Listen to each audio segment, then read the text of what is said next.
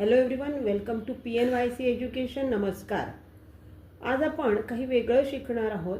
तर त्याची सुरुवात बघा मी कशी केली. आज आपल्या सगळ्यांना माहिती आहे की 9th maths is difficult but it is a foundation for 10th.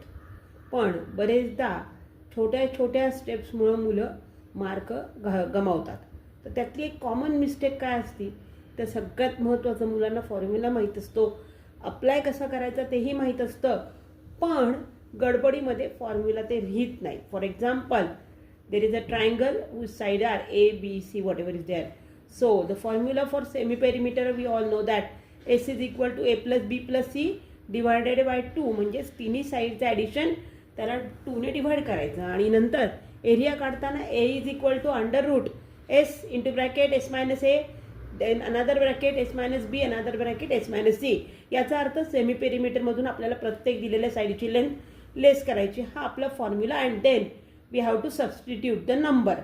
So it is called Heron formula. Lots of time what happens, student directly substitute value, which is absolutely wrong. First of all, you have to write this formula and then substitute the value. So formula first, then substitute, because in exam, examiner gives marks to your methods or to your steps. This is the maths.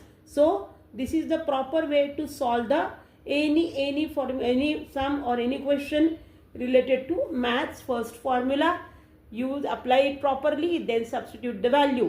In this way we will going to see the common mistakes done by students and how to rectify it. Till then, stay tuned. Thank you.